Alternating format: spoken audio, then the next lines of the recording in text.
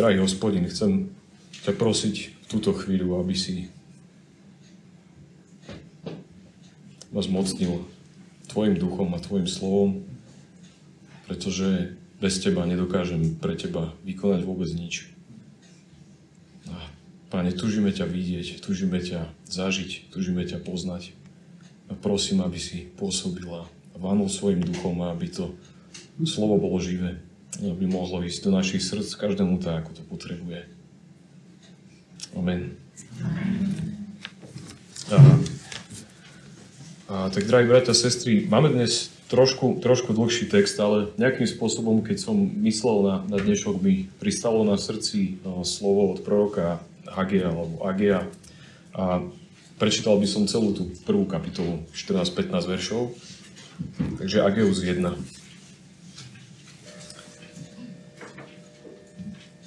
V 2. roku kráľa Dária v prvý deň 6. mesiaca zaznelo slovo Hospodina prostredníctvom proroka Agea judskému miestodržiteľovi Zerubábelovi, Šealtielovmu synovi a veľkňazovi Jošuovi, Jocadakovmu synovi. Takto hovorí Hospodin zástupov. Tento ľud vraví, ešte neprišiel čas stavať Hospodinov dom. A potom zaznelo slovo Hospodina prostredníctvom proroka Agea takto.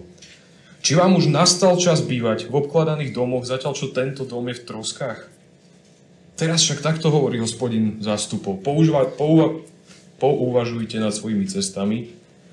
V rohačkovi priložte svoje srdce k svojim cestám. Sejete mnoho, ale zvážete málo. Jete, ale nenasítite sa. Pijete, ale smäd si neuhasíte. Obliekate sa, ale nezohrejete sa. Kto dostáva mzdu, dávajú do deravého mešca. Takto hovorí Hospodin zástupom. Pouvažujte nad svojimi cestami. Vystúpte do hôr, doveste drevo a stavajte dom. Obľúbim si ho a budem oslávený, hovorí Hospodin. Očakávali ste mnoho, ale je z toho málo. Keď ste to dovezli domov, ja som to odfúkol. Prečo? Pýta sa Hospodin. Pre môj dom, ktorý je v troskách. Každému z vás však ide len vlastný dom. Preto nebesá nad vami odopreli rosu a zem odoprela úrodu.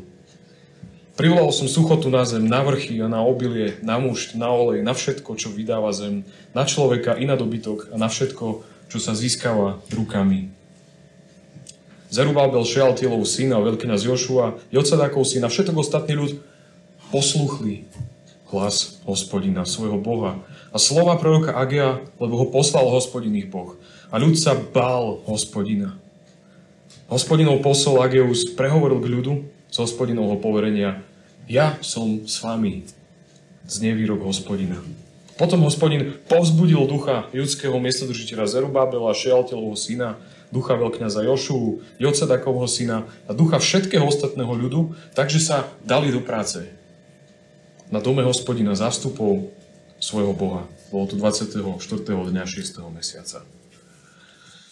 Chcem sa s vami pozrieť na predovšetkým také dva body. A vidíme, že tá kapitola, alebo to, čo im Ageus hovorí, je taká prvá časť výzva k usporiadaniu priorit a potom v tej druhej časti uvidíme reakciu ľudu a všetkých, ktorí to počuli. A na úvod by som vám rád urobil len takú veľmi, veľmi rýchlu kondenzovanú rekapituláciu, ako sme sa od Genezisu dostali po tento bod. Možno nie každý sa orientuje v tom, aký Ageus, aký Zorobabel, čo sa tam deje a je to dôležité, ak to chceme interpretovať a chápať pre nás. Po príbehu životných zápasov pravcov ešte v Genezise, po stvorení Božej záchrane Jakobových potomkov, od hladomoru skrze Jozefa, čítame zakrátko útlaku Izraela v Egypte.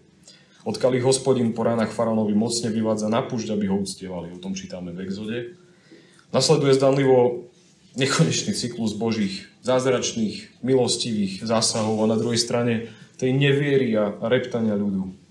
Putovanie pod vedením Mojžiša do zeme, ktorú zaslúbil Abrahamovi, sa predĺžuje, nakoniec do nej nevstupí nikto z nich okrem dvoch.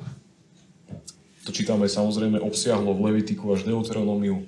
Po dopití tej zeme Jozuom nasleduje, prepáčte za slovo, mizéria, vlády zlých sudcov alebo totálneho bezvládia dokonca. Bohu ani v tomto období ľud nevypadol z ruky. A Pán nikdy nedopúšťa ich úplné zavrhnutie, úplné odpadnutie. A skrze Rút nám potom pripomína, že stále má svojich verných a že bez ohľadu na bezbožnú dobu a okolie sa dá žiť zbožne. Aj to sa dá. Dejiny pokračujú fázou kráľov, ktorých si Izrael žiada preto, lebo to vidí okolitých národov a zarmucuje tým Boha, lebo mu vraví, že chceme tých ľudských kráľov, nestačíš nám ty. Nasleduje pozitívnejšie obdobie kráľovstvo Davida, potom jeho syna Šalamúna. No, a zakrátko sa po hriešnom počínaní Rechabeama kráľovstvo delí na Izrael Judsko, to sme v prvej kráľovskej, druhej paralipomenom, v prvej kronickej, pardon. No a v sekvencii tých nasledujúcich kráľov, ktorých je tam mnoho, sa objavujú takí, ktorí ľud vedú k modlárstvu, respektíve sa sami nechajú zviesť. A sú tam takí, ktorí obnovujú v ľudovi bohoslúžbu a navracajú k ľudu k Hospodinovi. A tu už sa blížime k dnešku. Tá neposlušnosť vyústí až v to, že Boh dovolí, aby bol ľud odvlečený do babylonského zajatia, kde zotrvajú 70 rokov. Nakoniec, napriek varovaniam a volaniu tých všetkých prorokov, ktorým posiela. Následne si vzbudí služobníkov Zorobabela, o ktorom čítame, potom Ezdráša, Nehemiáša neskôr, skrze ktorých privádza ľud späť do ich krajiny a skrze nich obnovuje chrám, bohoslúžbu, hradby a mravy a srdcia svojho ľudu. No a tu sa, bratia a sestry, dnes nachádzame po prvej fáze toho návratu, ktorú viedol Zorobabel zo zeme, zo zajatia do ich zasľúbenej zeme. A tak keď už sme v tej kapitole proroka Agea, tak Boh tu evidentne vidí svoj ľud, ktorý sa opäť raz odklonil od správnej cesty. Neviem, ako vy, mňa to vždy fascinuje a preto som aj tú krátku rekapituláciu chcel spraviť, vidieť skondenzovanie, keď nie ste zameraní na 1, 2, 3, 5 kapitolu v kráľovskej, v kronickej a človek sa v tom vie tak ako keby stratiť, ale keď vidí tú líniu tej neuveriteľnej Božej vernosti, trpezlivosti, vernosti jeho zmluvám s nami. A tak opäť raz po neviem koľkýkrát, keď sa ľud odkláňa od správnej cesty, tak im posiela Pán proroka Agea. Oni chrám začali obnovovať po tom príchode z exilu, zhruba pred 20 rokmi, no práce sa zastavili. A časom to zišlo zo zretele týchto ľudí. A tak teda prvá kapitola, prvá časť toho, o čom vám chcem dnes hovoriť, je výzva k usporiadaniu priorít. 1. až 11. verš. Po A tam vidíme to obvinenie ľudu, že hľadá prvú svoje veci. Prvých 5 veršov vidíme, že im to vyčíta veľmi, veľmi explicitne, hlasne a viacerými spôsobmi. A možno vám pritom napadá tá ozvena tohto textu, známeho textu v Matúšovi 6.33. Hľadajte najprv kráľovstvo Božie. Ja som si nie náhodne aj tú kázeň nazval, že stavajte najprv dom Hospodinov ako analogiu k tomu. A ten text nakoniec nehovorí o niečom inom. Vo verši 2 vidíme, že ľud si hovorí, že ešte neprišiel čas stavať Hospodinov dom. A kľudne, bratia, ak môžete aj vysvietiť tie texty a nechať ich tam celý čas a prechádzať ich so mnou. Pravia si, ešte nie je čas na Hospodinové veci. Raz príde. Sa ozýva tých reproduktoroch, ako rušivo pôsobie. OK.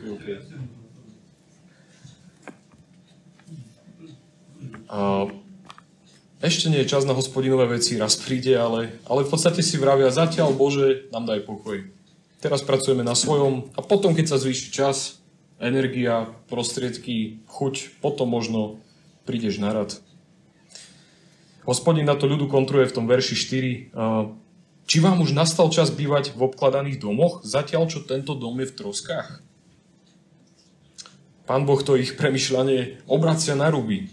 Respektíve oni ho obratili na ruby a on ho narovnáva naspäť. Hovorím, vy máte nielen strechu nad hlavou, a vieme, že inde Boh o sebe hovorí, že nemá nikde by hlavu sklonil, sám Boží syn, keď chodí potom po zemi. Ale vy máte nielen strechu nad hlavou, ale máte domy obkladané. Čím sa tam chce povedať, sú ozdobené, vyložené, hej. a pravdepodobne drevom a dokonca niektorí vykladači hovoria, že to možno bolo práve tým drevom, ktoré Ezdraž zaobstaral na chrám, ale ťažko povedať, či to presne tak bolo. A popri tom súčasne chrám Hospodina je zbúraný, odkedy ich Nabukadnecar prišiel vyplieniť. A tak Boh im pripomína: venujete sa svojim domom, svojmu komfortu, svojim veciam, svojim záujmom. A Hospodina ste odložili na ešte nie je čas, na potom, zajtra, pozajtra. Teraz ešte neprišiel čas. Teraz však takto hovorí Hospodin zástupov: pouvažujte nad svojimi cestami. Alebo veľmi sa mi páči ten Rohačkov preklad: priložte srdce k svojim cestám. Presne ako si Marek povedal, že srdcom sa myslí práve to jadro, tá celistvo človeka, jeho túžby, jeho vnútorné motivácie.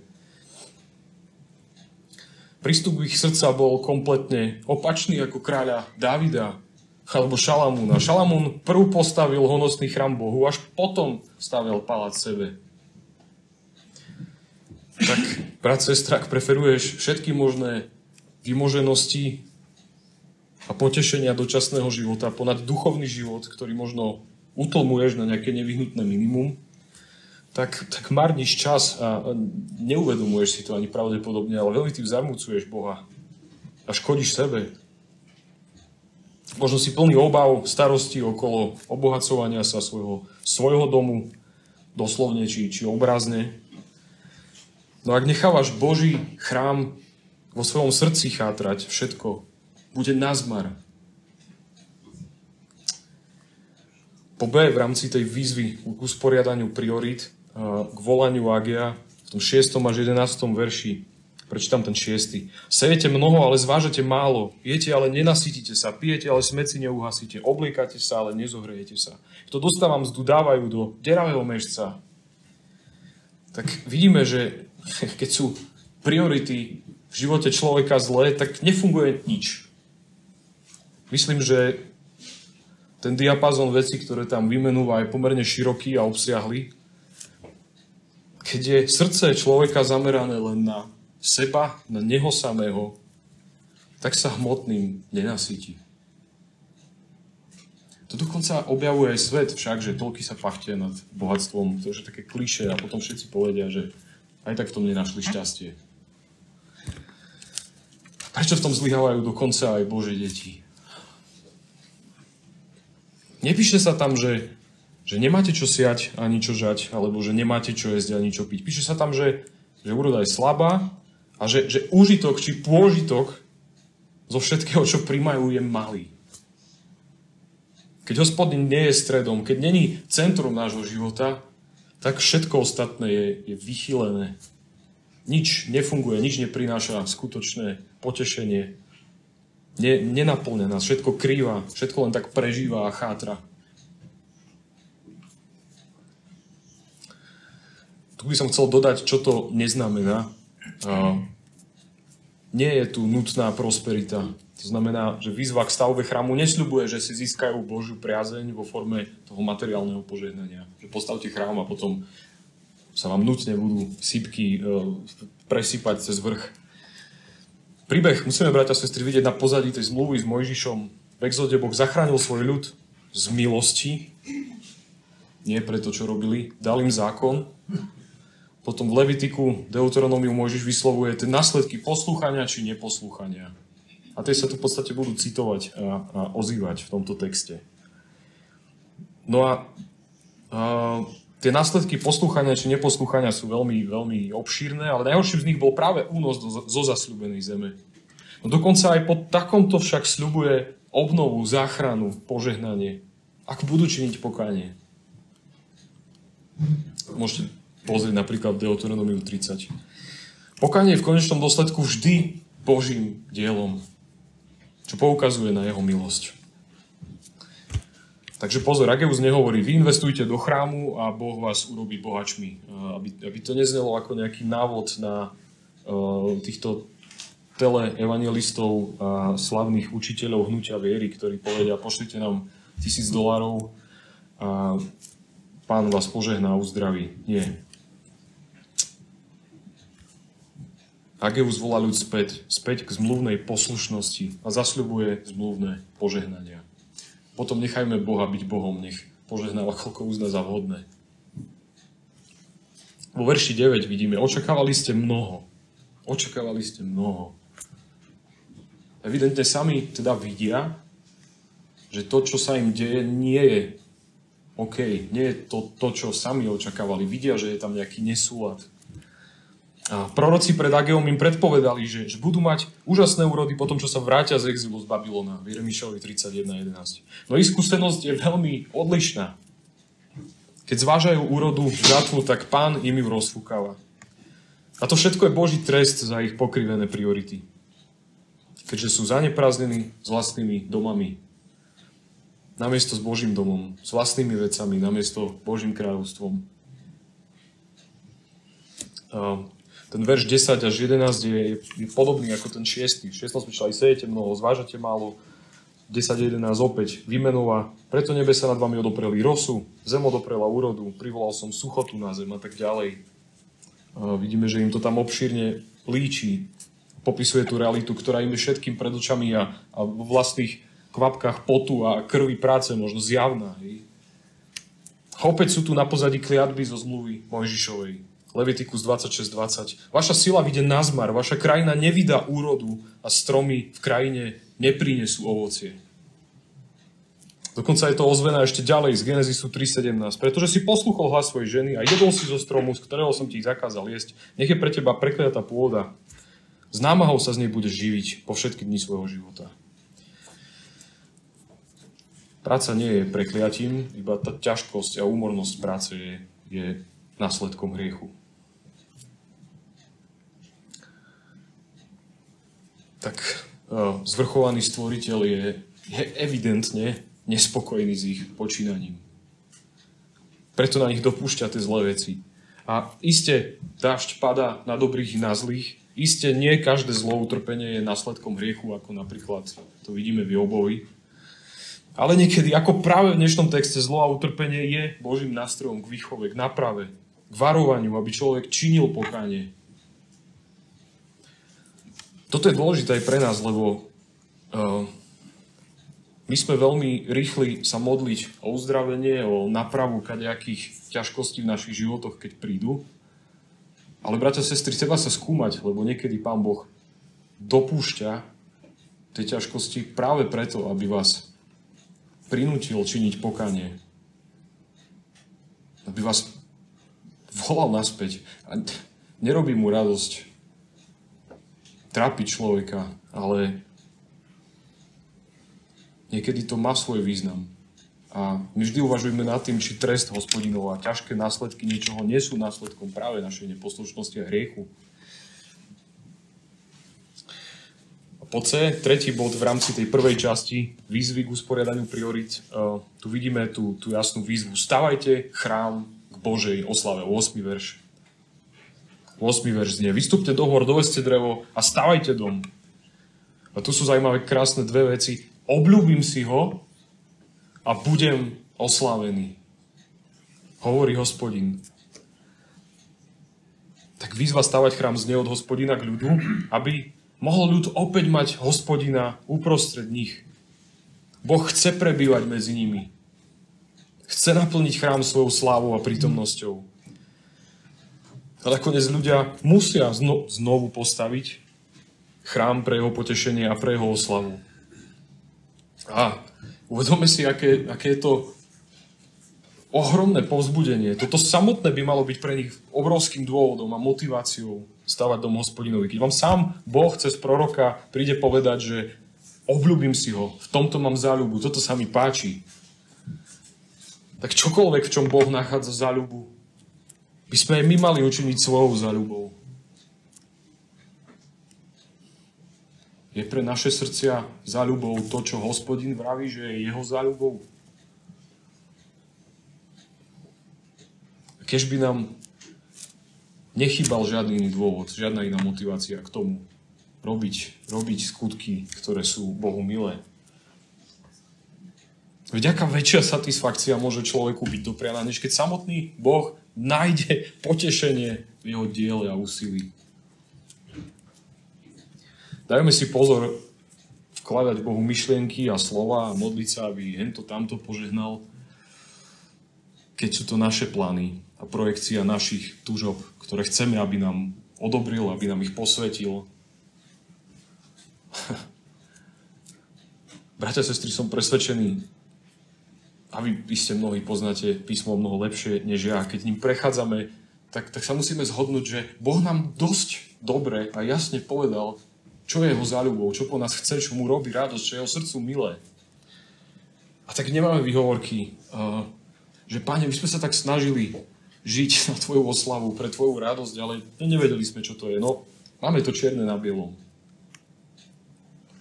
Aká väčšia satisfakcia môže byť nám dopriatá, než keď tam samotný Boh vraví, v tomto mám potešenie, toto robte. Stavajte chrám pre nás. Stavajme chrám nášho srdca. A teraz od výzvy, od naliehania, od toho obviňovania poďme k druhej časti. Reakcia. Opäť trojako. Po naliehaní Hospodina na ľud je tu pozitívny obrad a v tom je táto kniha krásna a povzbudivá. Pán im posiela proroka, poslušne vykoná svoju úlohu, ktorý ich napomína, ale aj ľud našťastie príjma jeho napomenutie. Tak môžeme v krátkom slede veršov vidieť Božú výzvu a hneď aj reakciu, z ktorej sa môžeme poučiť, máme poučiť. A vidíme trojakú reakciu, respektíve 3 také stupne, ktoré sa udejú v synergii medzi odpoveďou človeka a Pánom Bohom. Poslušnosť, uistenie a akcia. Poslušnosť zo strany ľudí, uistenie od Hospodina a opäť akcia ľudí. Pozrime sa do toho textu, aby ste to jasne videli so mnou, že to nie sú moje body, ale čítame v 12. verši i všetok ostatný ľud posluchli hlas Hospodina. Na konci 12. verša a ľud sa bál Hospodina. V 13. verši čítame Hospodinov posol Ageus prehovoril k ľudu, ja som s vami. A v 14. Potom Hospodin povzbudil ducha, vymenuje všetkých, ktorých sa to týka. A v polovici verša, takže sa dali do práce. Takže opäť vidíme tam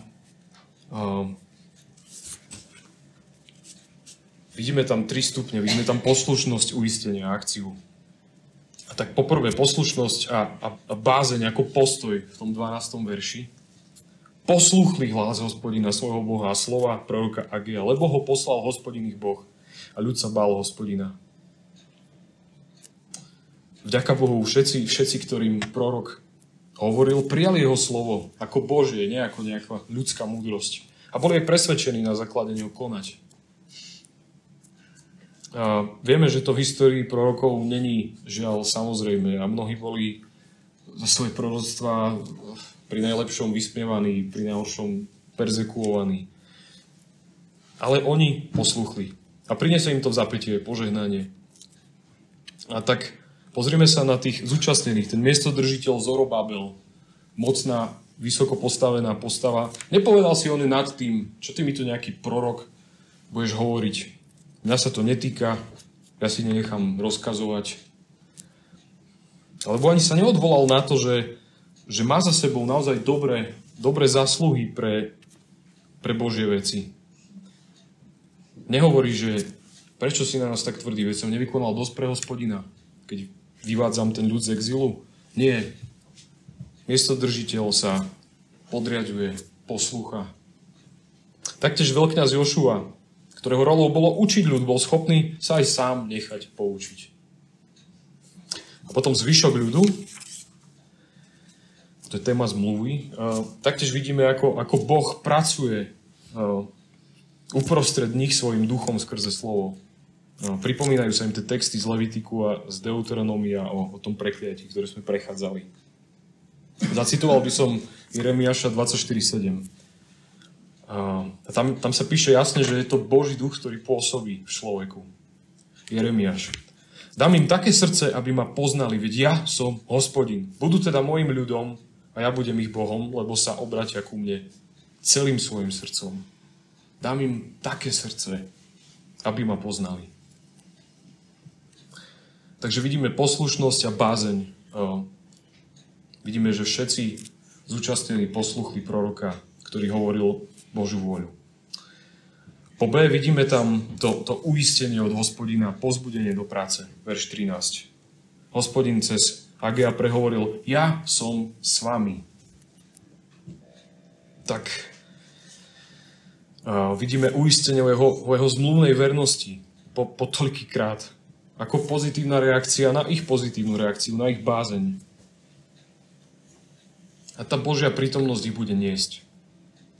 Izajáš 41:10 píše, neboj sa, veď som s tebou, neobzeraj sa. Veď ja som tvoj Boh, posilním ťa, určite ti pomôžem. Veď ťa podopieram spravodlivou pravicou. Ten, kto ich povzbudzuje a ten, kto im tieto slova z Božieho srdca predkladá, ja som s vami, je ten istý prorok, ktorý ich pred chvíľou napomínal a usvedčoval. A to v zápätí po ich pozitívnej reakcii ich aj povzbudzuje. A nepovedal toho veľa, ale povedal presne to najpodstatnejšie, čo potrebovali počuť, a len to, čo stačilo počuť. A to je všetko, čo potrebujeme počuť aj my. To je všetko, čo potrebujeme počuť aj my. Inak povedané, malo by nám stačiť, že Boh je s nami. Keď ho poslúchame. A či to neplatí aj pre nás? Či to nie je úžasne povzbudzujúce? V Matúšovi 28:20 čítame, a hľa, ja som s vami po všetky dni, až do konca sveta. Nie pre niekoho tam, niekde, raz, možno. To je pre teba, pre teba, pre teba.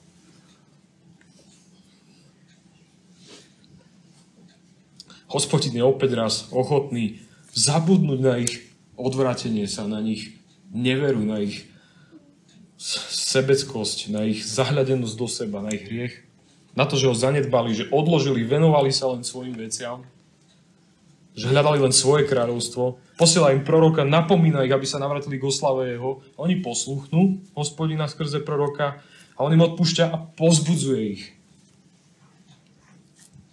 Všetok ich hriech, trest je zabudnutý navždy, opäť raz. Z milosti.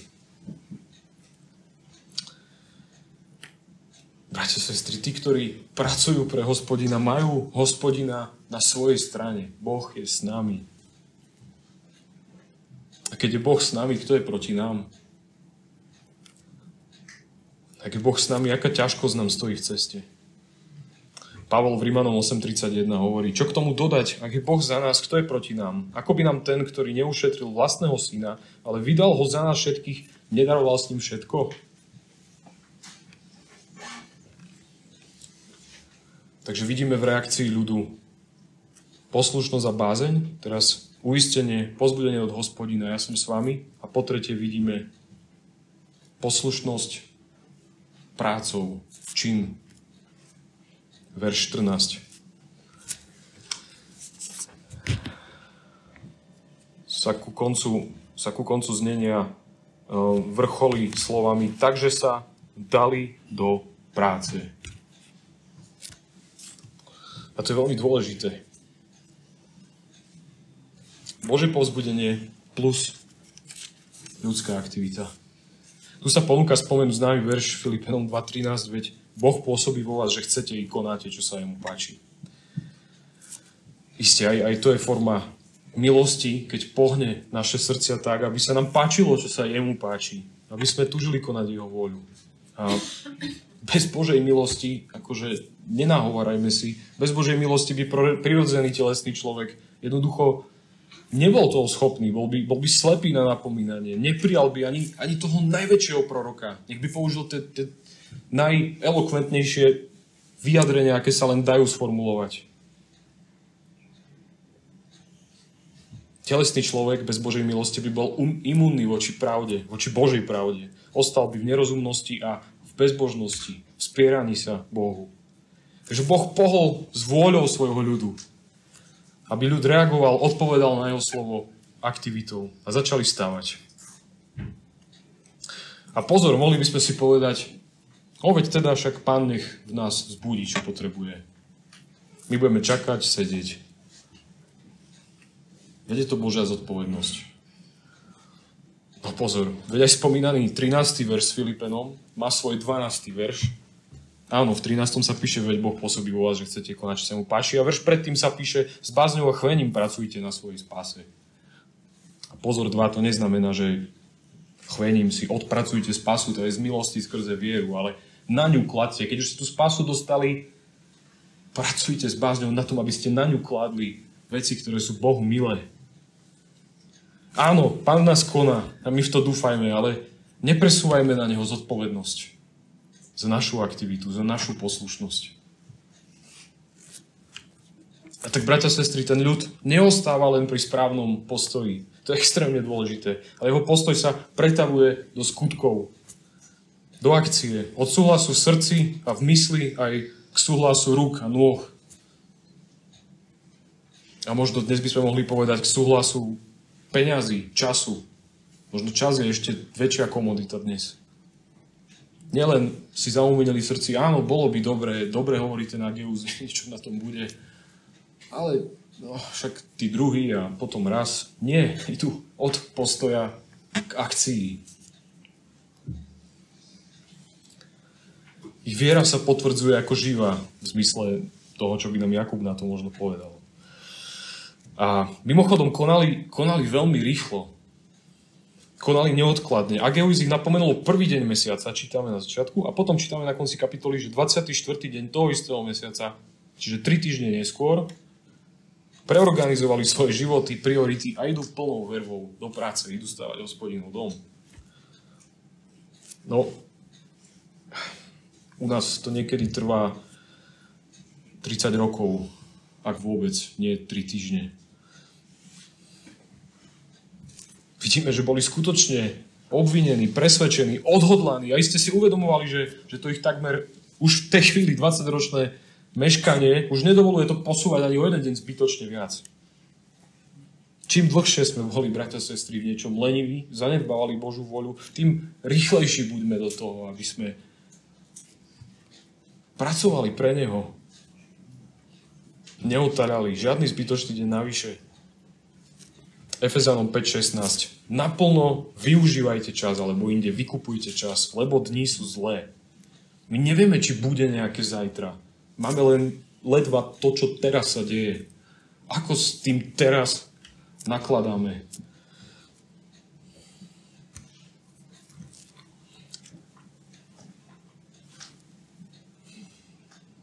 Nemalo by tu, bratia a sestry, veľký osoch, ak by celý príbeh skončil pred týmto veršom.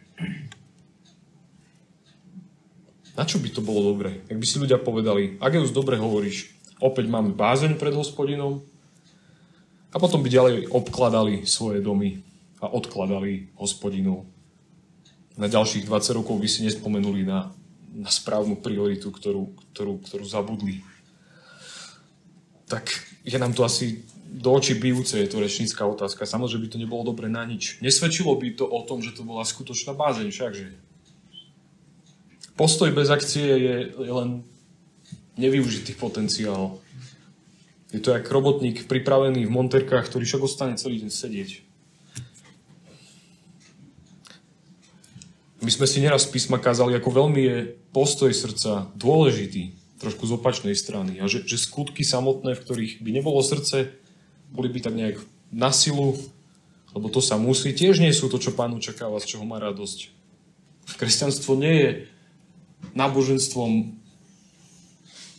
odškrtania políčok, čo som všetko pre Hospodina urobil. Je to náboženstvo srdca. Pána zaujíma tvoje vnútorné nastavenie, tvoje túžby.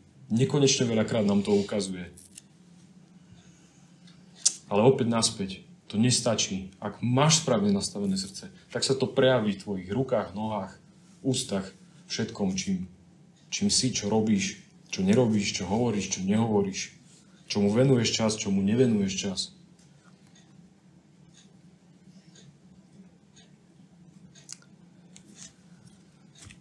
Je kľúčové prejsť do akcie. A brat, sestra, tak nalieham na teba, k čomukoľvek, ak v čomkoľvek cítiš, že ťa Pán v tvojom svedomí volá, alebo k čomu ťa volá cez nejakého svojho proroka, ak to môžem prenesene povedať, teda cez nejakého brata, ktorý ti na niečo ukazuje. Neostaň pri tom, že áno, má pravdu, vidím to v srdci, obviňuje ma to, ale teraz staviam obrazne svoj dom, čokoľvek to je. Či tvoja kariéra, či tvoje vzdelanie, či tvoja rodina, úspech, bohatstvo, sláva, uznanie. Áno, dokonca to môžu byť aj cnostné veci ako rodina. Ak sú nad Hospodinom, tak je to proste škodlivé. Keď počuješ Božie volanie, neodvracaj sa, neotáľaj, nečakaj, neodkladaj to. A posluchni ho dnes, čiň pokánie, z čoho potrebuješ. Najmä teda z hriechu. A boj sa Hospodina. Tak na záver. Kniha proroka Agea začala výzvou Hospodina stavať chrám. No, bratia, sestry, my sme dnes chrámom. Čo od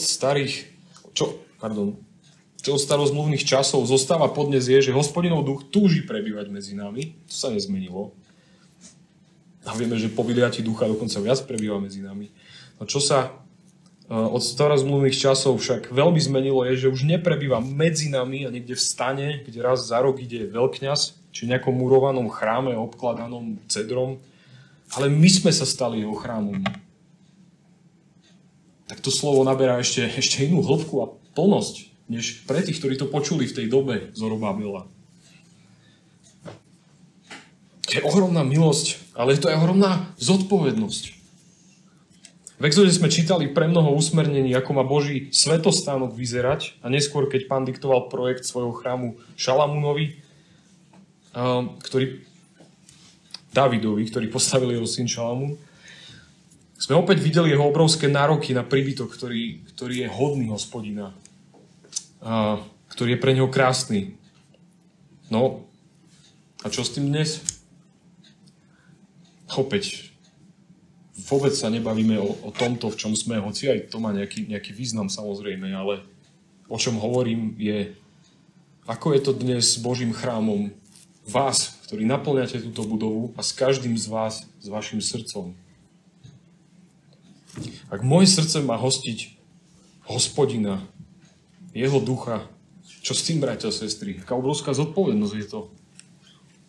V 1. Korinským 3.16 čítame: Či neviete, že ste Božím chrámom a že vo vás prebýva Boží duch? Ak niekto kazí Boží chrám, toho Boh skazí, lebo Boží chrám je svätý a tým chrámom ste vy. Tak Pavol tu hovorí veriacim v Korinte, že ako spoločenstvo tvoria chrám Boží. Chrám už nie je fyzická stavba, ale je to duchovná realita. Spoločenstvo kresťanov, kde prebýva Duch Svätý. O niečo ďalej v 1. Korinským 6.19. Alebo či neviete, že vaše telo je chrámom Ducha Svätého, ktorý je vo vás a ktorého máte od Boha, a že nepatríte sebe, lebo ste boli vykúpení za veľkú cenu. Oslavujte teda Boha vo svojom tele. To je pohľad viac na jednotlivca. Čiže sme chrámom Božím ako cirkev, ako množina jeho adoptovaných synov a dcer, omilostených hriešnikov, a zároveň telo každého z nás je chrámom Ducha Svätého. V Efeským 2.19 čítame ešte: Už teda nie ste cudzinci a prišelci, ale ste spoluobčania svätých a domáci Boží, vybudovaní na základe apoštolov a prorokov, kde uholným kameňom sám Kristus Ježiš. A v ňom celá stavba spojovaná dohromady rastie svätý chrám v Pánovi, v ktorom ste aj vy vbudovaní ako príbytok Boží v duchu. Tak to iste poznáte, to je krásne, ako Pavol prirovnáva cirkev k duchovnému chrámu, kde je Kristus základným kameňom a cirkev je miesto, kde Boh prebýva prostredníctvom Ducha Svätého. O čo viac je to slávne, plné, krásne, povzbudivé, ale aj zodpovedné rozímať o týchto veciach v dnešnej dobe.